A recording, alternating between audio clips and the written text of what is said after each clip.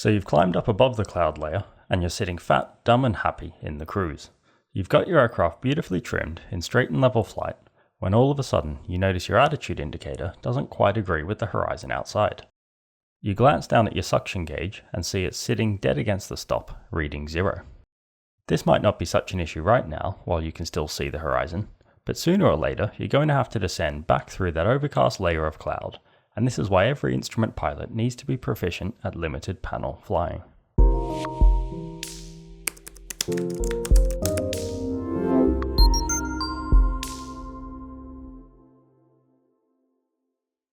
So your suction system has just failed, which means with conventional flight instruments, your attitude indicator and your direction indicator have stopped working.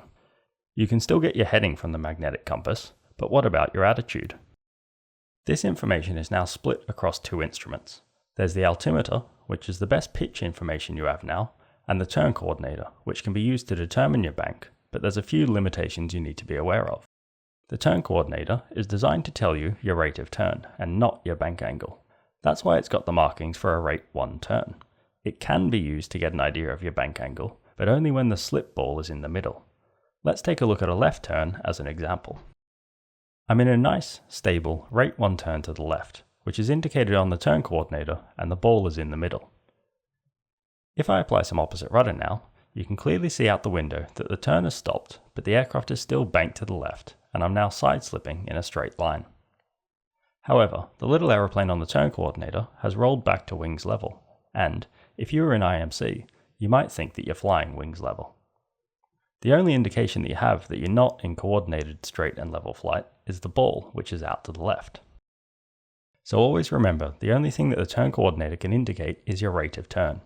It does not necessarily indicate your bank angle, and it certainly doesn't give you any pitch information. Now we can move into straight and level flight, knowing that your pitch information comes from the altimeter, your roll information can be determined from the turn coordinator, the yaw comes from the ball, and your heading can be read off the magnetic compass. To fly straight and level on limited panel, the scan centers on the turn coordinator and altimeter, with occasional glances over to the compass and the airspeed indicator. Turn coordinator, altimeter, turn coordinator, altimeter, turn coordinator, airspeed. If you're not at your desired airspeed, then make a small adjustment to the power and immediately return to the primary scan.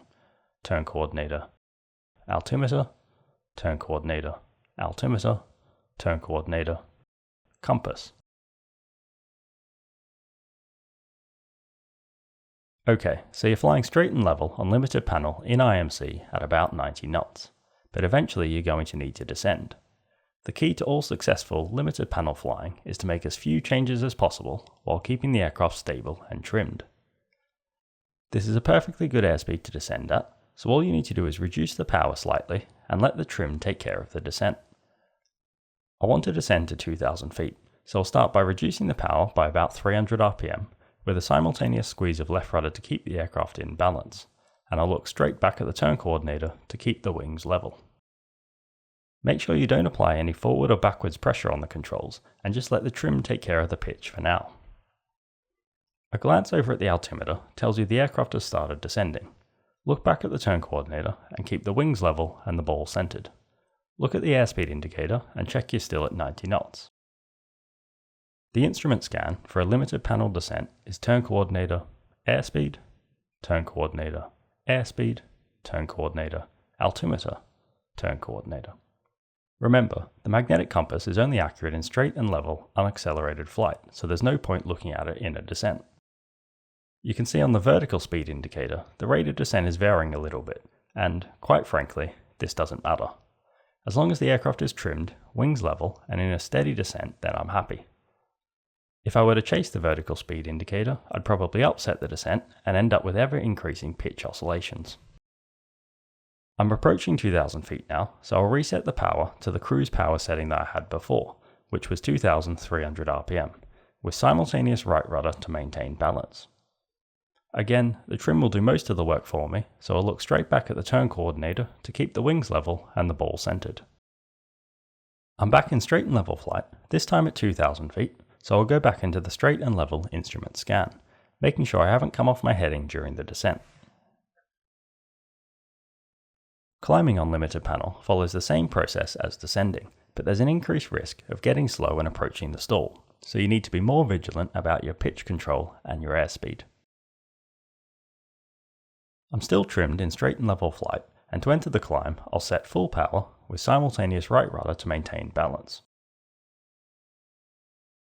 Look straight back at the turn coordinator, keeping the wings level and the ball centered. The aircraft's climbing, so move into the instrument scan for a climb on limited panel. Turn coordinator, airspeed, turn coordinator, airspeed, turn coordinator, altimeter, turn coordinator. Again, there's no point looking at the magnetic compass as it's only accurate when you're flying straight and level at a steady airspeed. I'm approaching my target altitude of 3,000 feet, so I'll reset the cruise power of 2,300 RPM, relax the pressure I was holding on the right rudder pedal, look back at the turn coordinator, and return to the straight and level instrument scan. Because I've maintained 90 knots throughout this whole process, there should be no need for me to adjust the trim. The next limited panel maneuver to look at is turning. We never combine turns with climbs or descents on limited panel, as it would simply be too much of an increase to the loss of control risk, so on limited panel you will only fly level, rate 1 turns. I see a lot of people coming up with very complicated techniques for using the magnetic compass while turning, remembering acronyms like UNOS or ONUS, and talking at length about determining the amount of compass error on different headings and at different latitudes. But there's a much simpler technique for turning on limited panel that works every time and requires a lot less brain power. First, you need to start by glancing at the magnetic compass to determine what heading you're on. I'm heading south, so I'll set one of the spare nav instruments to south.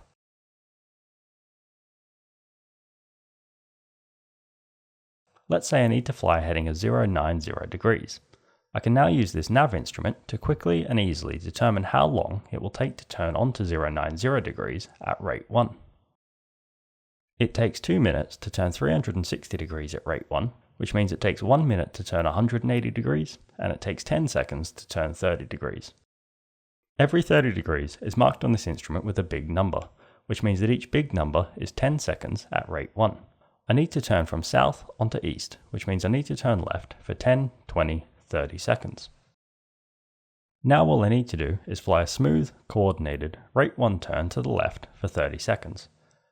There's a clock in the center of this instrument panel, so I have everything I need.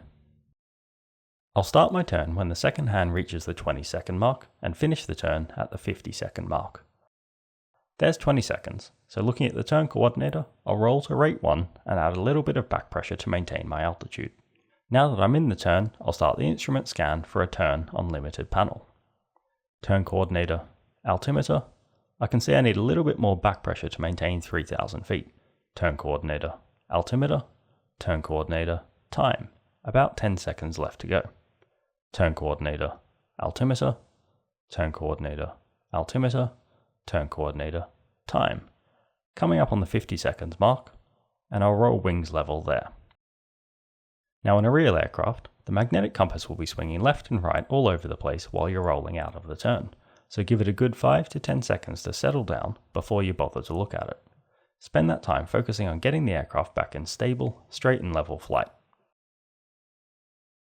Okay, I've settled the aircraft down now, so I'll glance up at the magnetic compass and I'm on a heading of 080 degrees. That's no problem, I just need to make a small correction to get onto 090. But first, I'm going to reset the nav instrument to my current heading, then I'll use it to decide if I need to turn left or right. That might sound silly, but with the stress of instrument failures, poor weather, and limited panel flying, it's very easy to accidentally turn the wrong way and get yourself completely disoriented. So I can clearly see here that I need to turn 10 degrees to the right. To do that, I'll smoothly roll to rate 1 on the turn coordinator, then roll straight back to wings level. Settle down in straight and level flight again, and a quick glance up at the compass tells me I'm on 090 degrees. The last maneuver you'll be expected to perform on limited panel is recovery from unusual attitudes.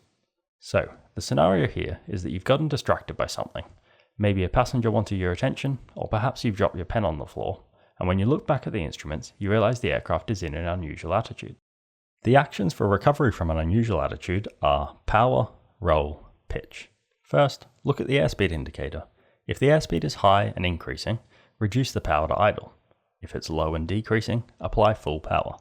If the airspeed is moderate and it doesn't seem to be changing, then don't touch the power. Second is roll. Look at the turn coordinator and roll to wings level. Third is pitch. Look at the altimeter and use the elevator to stop any climb or descent.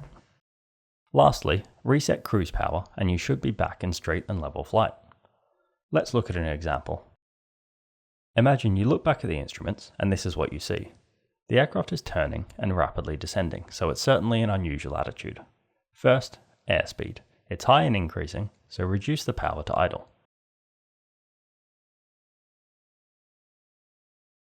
Second, roll wings level on the turn coordinator. Third, pitch to stop that altimeter needle from moving.